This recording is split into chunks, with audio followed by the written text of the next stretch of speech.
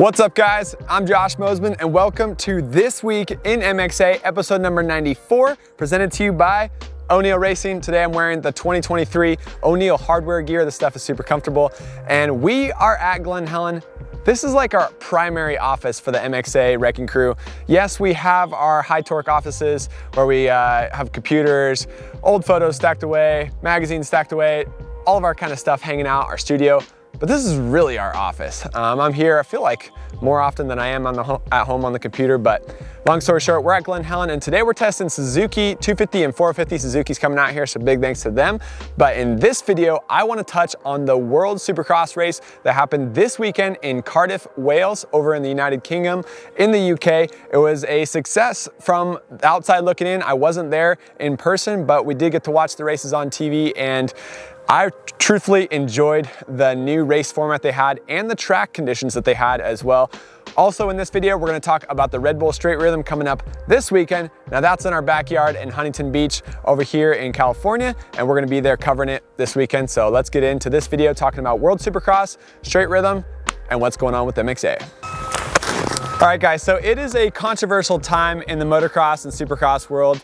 Last week, we were at the Super Motocross press conference at the LA Coliseum where Feld Entertainment, the promoter of supercross here in the US, and MX Sports, the promoter of the Pro Motocross series here in the US, they came together, talked about their new partnership to basically work together, create a unified TV package and pay the riders more, and also have the new Super Motocross series. So they did that right before the first ever World Supercross series promoted by the SX Global Group over in the UK. So a lot of stuff going on in the motocross and supercross world. Competition between the two series, the US based series and now the Supercross, the World Supercross series. So I honestly think it's good that there's competition in the market now.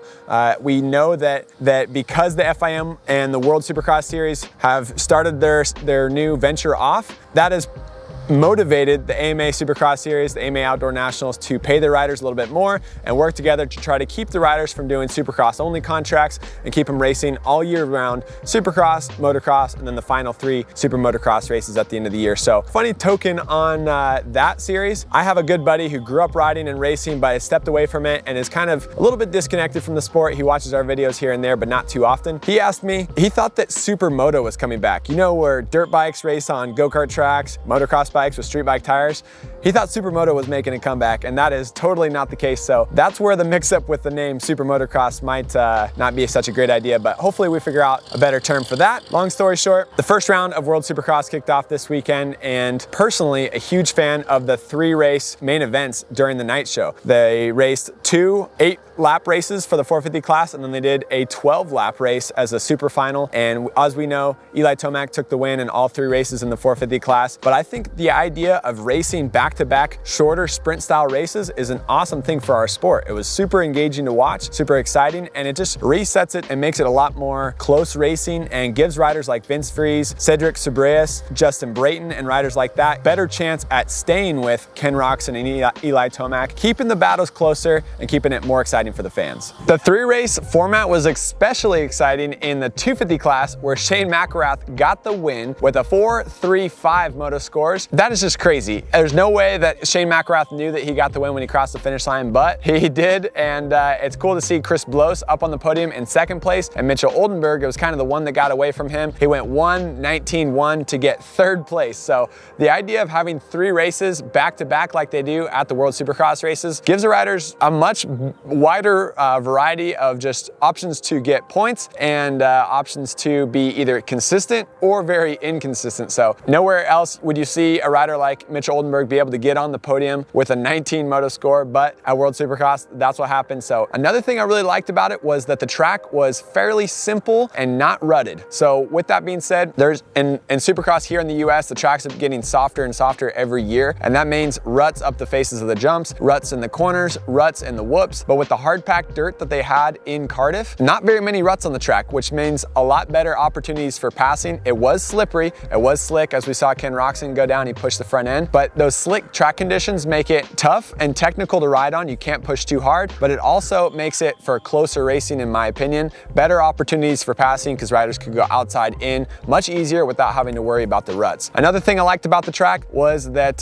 there was a lot less hay bales and tough blocks on the side of the track, so it didn't look as cool as an AMA Supercross race because there wasn't as many bright colors on the track, as many sponsors on the track, but with less tough blocks means it's safer for riders to go off the track and then get back on the track without crashing into tough blocks. So that definitely decreases the amount of times riders are crashing, keeps the battles closer, because if you make a mistake, hop off the track, you can get back on fairly easily. You don't have to go around the whole next rhythm lane to get back on the track, and you're not sliding out on the concrete or the wood slabs off to the side of the track. So pros and cons there, not as good looking, but better for riders and safer too. All right guys, another point about the World Supercross series and the race in Cardiff was that the fan situation, there was actually a lot of fans there. From what it sounds like, there was 35,000 fans, and talking to some of the riders that were there, they said that it was actually packed and there was great fan engagement in the pits and with autograph signings the day before. But because of the layout of the Principality Stadium, one, it's a massive stadium, so 35,000 fans doesn't really fill it up, and two, the whole bottom row was left empty. So a lot of the photos and videos you see from the Supercross, it looks like they're racing in an empty stadium, which totally takes away from the experience when you're watching it on TV. So that is definitely a bummer. Hopefully they have that ironed out for the other stadiums they go to visit next year. But 35,000 fans, very impressive for the first ever FIM World Supercross race. Another thing that could have made it a little bit better to watch on TV was the microphone placement. So the AMA Supercross series and Feld Entertainment do a great job having microphones on the track so you can hear Eli Tomac ripping out of a left-hand bull turn over a triple or through the Supercross whoops. They have microphones placed throughout so that the camera can pick up the rider noise closer to the bike, even though the camera is hundreds of feet away. Another thing would be microphones in the stands so you could hear the fans' reactions as Eli Tomac was jumping triples and Ken Roczen was jumping the quad. Stuff like that would have made it just a little more engaging to watch on TV. So now I'll turn in the questions back to you guys. I want to ask, how many people watching this video actually watch the World Supercross? How many people actually watched the World Supercross first opening round in Cardiff? Did you guys watch it? What did you think of the streaming platform that World Supercross is providing, or the Fox Sports 1 channel that you guys watched it on? What did you think of that, the TV program? And what did you think of the tight 3-race format where 250s race back to back to back and then 450s race back to back to back? Is that something you guys preferred, or do you guys prefer a longer, more drawn out main event where endurance comes into play? Another thing, Eli Tomac won't be at the final race at Australia. He was a wild card entry for this race, so now we have 2 weeks to go before the final round of the 2-race World Supercross series, the pilot series for this new championship. Tomac won't be there, so that should make the racing a little bit closer between Roczen, Brayton, Vince Freeze, and the rest of the 450 riders. So good times from World Supercross. Let us know in the comments down below what you thought about the track conditions, the race format, the TV streaming, and more. All right, next up, we're talking about Red Bull Straight Rhythm happening this weekend at Huntington Beach here in Southern California.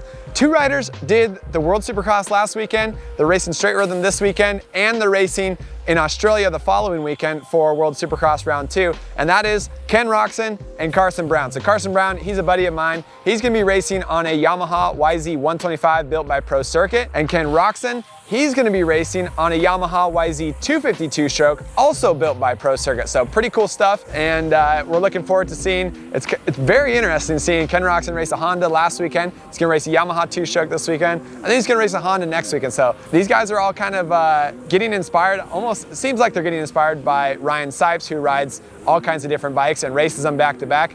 I personally have a lot of experience riding a bunch of different bikes, and it's a lot of fun. And it's actually made me a better rider to hop on 2-strokes, 4-strokes, 450s, 125s, good times. So Red Bull Straight Rhythm this weekend at Huntington Beach. I think it's gonna be an awesome atmosphere on the beach. It's also teamed up with the Moto Beach Classic, which is put on by Roland Sands. It's a flat track race, so the flat track race starts at noon. Red Bull Straight Rhythm starts at 2:30. The main event does. It's gonna be a lot of fun. Cooper Webb will be seeing him back on the starting line on the brand new generation 2023 KTM 252 stroke. Aaron Plessinger will be there. Justin Barsha will be there. Like I mentioned, Ken Roczen. So a lot of fun. We'll see you guys there, and MXA will be covering it with all of our videos, interviews, and photos from this weekend, so stay tuned to motocrossactionmag.com for that. All right, guys, that's it for this week in MXA, episode number 93.